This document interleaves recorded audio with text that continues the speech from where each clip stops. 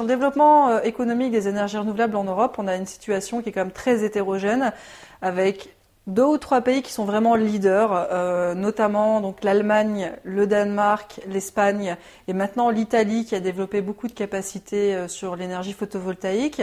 Dans un deuxième groupe qui est dynamique mais pas complètement leader en tout cas sur les technologies, on pourrait mettre le Royaume-Uni, la France et puis peut-être l'Autriche ou quelques pays comme ça. Puis on a quand même une partie des États membres qui sont un peu à la traîne, qui sont notamment les nouveaux pays de l'Est, la Pologne, la Hongrie, etc., qui font face à des besoins d'investissement qui sont massifs et qui du coup ont tendance à favoriser des technologies qui sont plutôt conventionnelles et pas forcément des technologies à base de renouvelables. Et on voit qu'il y a vraiment une grande différence entre l'Allemagne et la France. L'Allemagne a développé beaucoup des énergies émergentes, les technologies émergentes telles que l'énergie éolienne, l'énergie photovoltaïque, un petit peu la biomasse. Il y a beaucoup de chauffe-eau solaire si on sort de l'électricité qu'on va avoir vers le réseau de chaleur. La France, à contrario, a développé une solution centralisée qui est l'hydraulique.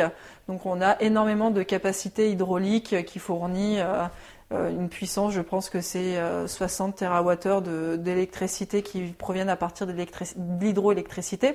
Et à côté de ça, on a développé de manière très marginale l'énergie éolienne et l'énergie photovoltaïque. Donc on voit bien qu'il y a une différence majeure entre ces 2 pays où l'Allemagne a pris le risque de développer des technologies que je dirais émergentes, qui ont dû faire leurs preuves au fur et à mesure des années, et que la France est encore un peu ralenti le développement en tout cas de ces technologies par rapport à l'hydraulique. Sachant que du coup, sur la consommation intérieure d'énergie primaire, on a à peu près des chiffres similaires entre la France et l'Allemagne.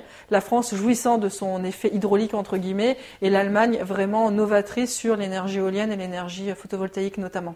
Le problème, en tout cas pour la France, c'est d'avoir 80% de l'électricité qui provient de centrales nucléaires et qui a du coup vraiment freiné, ralenti le développement des énergies renouvelables. Alors sur différentes dimensions. La première étant que du coup on a moins le sentiment d'avoir besoin de capacité électrique, notamment après la décision d'avoir fait les 2 EPR, l'un à Flamanville et le suivant à Penly.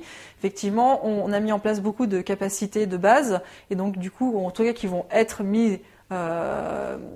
connectés au réseau en 2015 ou 2020, selon les retards qu'on prend.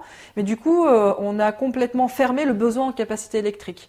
Donc si on développe les énergies renouvelables, c'est pas pour répondre à un besoin électrique, puisque le nucléaire catalyse vraiment les besoins en nouvelles capacités électriques.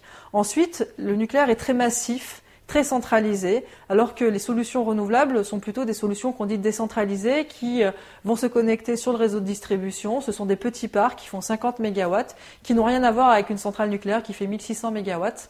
Et cette centralisation, en tout cas, et cette concentration autour du nucléaire a fait qu'effectivement, on a fermé les fenêtres d'opportunité pour développer des solutions décentralisées. Et enfin, le dernier point qui me paraît important, c'est que on a véhiculé avec ce nucléaire massif une croyance de l'électricité est peu chère.